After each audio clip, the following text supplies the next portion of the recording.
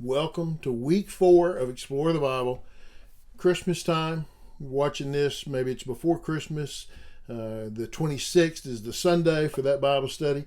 We're going to be looking at the Christmas story today. So we're kind of taking a break out of Ezekiel, and we're going to dive into Matthew and actually kind of what happens after the Christmas story. So we're going to look at that this morning out of Matthew chapter 2. After Jesus was born in Bethlehem of Judea in the days of King Herod, wise men from the east arrived in Jerusalem, saying, "Where is he who has been born King of the Jews? For we saw his star at its rising and have come to worship him." When King Herod heard this, he was deeply disturbed, and all Jerusalem with him.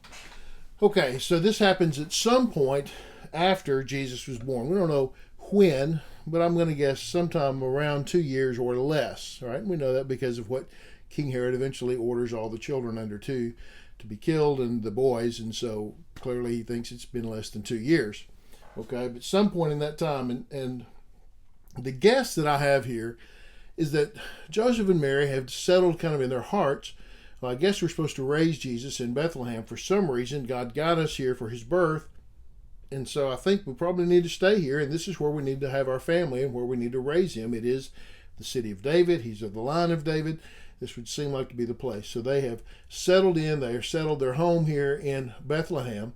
And during this time, at some point, and we don't know when, right, the wise men begin to travel. We don't know when it is that they saw the star rising in the east. At some point they saw it. Was it before he was born, after he was born, when he was born? We don't know. But they have been following this star, and our guess here is they've been traveling for many months to get here. They have made a long trek, and naturally they think he's the King of the Jews. He's probably going to be born in Jerusalem. So they're following the star. They get to Jerusalem, and they're thinking, okay, where do you go to find the king? You go to the palace. You go talk to the king. So they go to talk to King Herod, and when they get there, here's their question: where is he who has been born King of the Jews? Okay, it's a pretty rough thing to walk up to the king and go, where's the guy that's already been born? Who's your successor? Where is he? Because we want to go see him and worship him.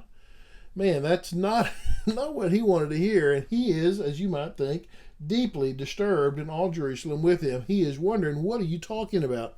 But boy, they have a serious, and I don't know, are they kings? Are they astronomers? You know, they're wise men. They're magi. We don't know exactly who these guys are, but there is this sense that they are men who are devoted to finding this king and worshiping him, that they have, for whatever reason, sensed something about Jesus that's different. Okay? Something there that we need to go see him. He is the king, and we want to come and worship the king. You see that? We want to worship him. So they have a sense there's something different about who this person is that we're going to see. So King Herod is disturbed, and so he assembled all the chief priests and scribes of the people and asked them where the Christ would be born, the Messiah. Where would he be? In Bethlehem of Judea, they told him, because this is what was written by the prophet. This is the prophet Micah. "And you, Bethlehem, in the land of Judah, are by no means least among the rulers of Judah, because out of you will come a ruler who will shepherd my people Israel." So they know he's going to be born in Bethlehem. They know this prophecy out of Micah. It was accepted theological truth for them.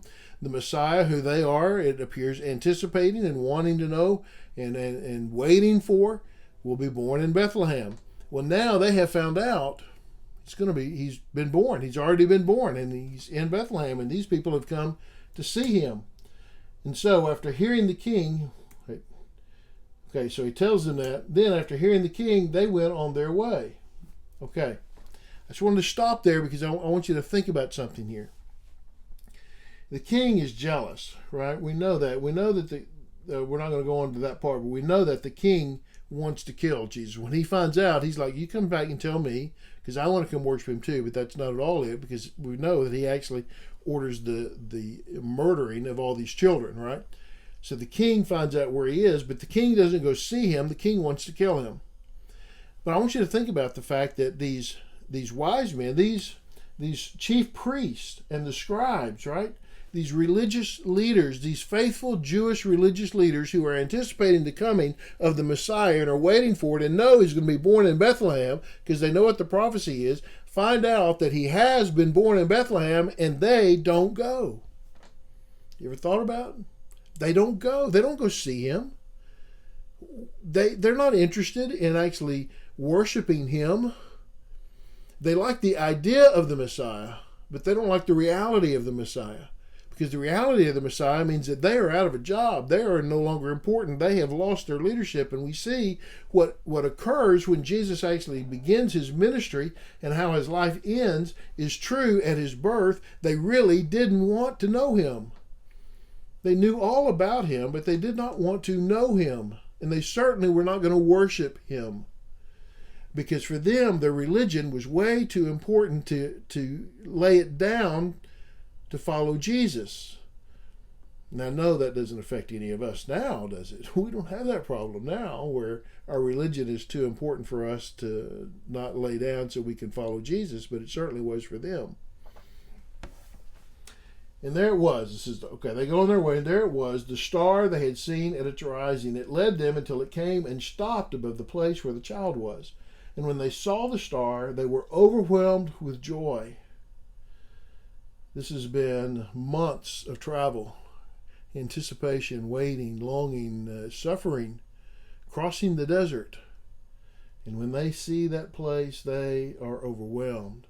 And entering the house, they saw the child with Mary, his mother, and falling to their knees, they worshipped him. And then they opened their treasures and presented him with gifts, gold, frankincense, and myrrh. They entered the house, they saw the child, and they fell on their knees, and they worshipped him.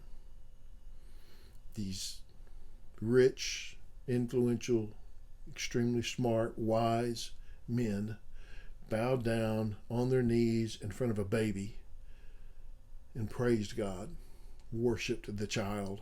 Not worshipped because of him, worshipped him. You see that? They worshipped him.